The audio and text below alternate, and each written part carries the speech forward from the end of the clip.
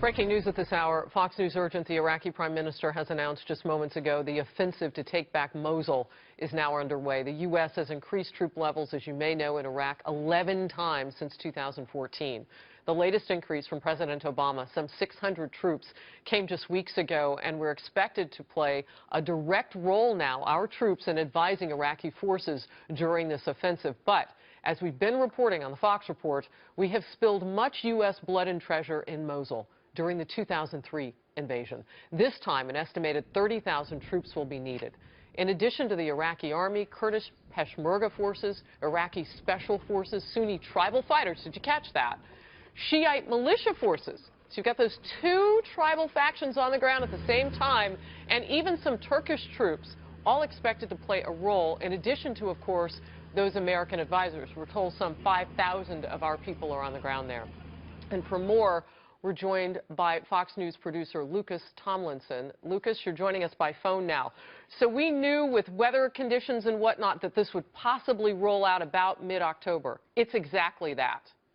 That's correct, Harris. This has been a long time. The front lines have been since World War I. As you know, ISIS likes to deploy suicide bombers and giant armored trucks, and they can spring up at any time. But this will be an Iraqi-led fight.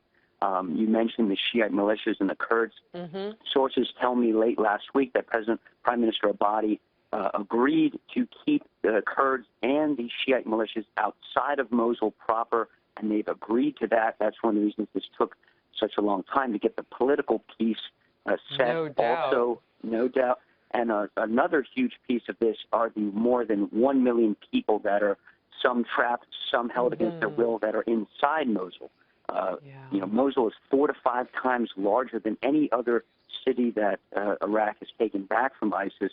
And a lot will depend, of course, if ISIS is going to stand and fight, or will they retreat. Well, we have not known them to retreat. And we do know, Lucas, from our reporting, that the place is booby-trapped on all sides, Mosul. And when you look at a map, I know that we've been hitting from the air the supply routes. So really, I mean, there are not a lot of choices to go in and out of that for them. They're ready to fight. They've been getting ready for 2 years. A couple questions for you. It's my understanding we're still going to support them from the air in helicopters, and they can with full capacity, shoot our guys down. What are you learning about what we're doing? Well, you're right. Apache gunships from northern Iraq, from nearby Erbil, have been used against ISIS. To date, ISIS has not been known to fire shoulder-fired missiles, surface-to-air missiles. But you're right. These are lower, slower aircraft, let's say an F-16 or an F-15 Jet or F-18 flying overhead. So that is a concern.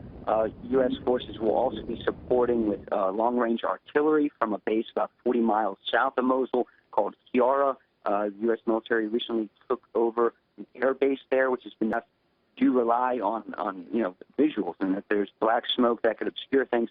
In terms of whether if ISIS will stand or fight, that is a big question.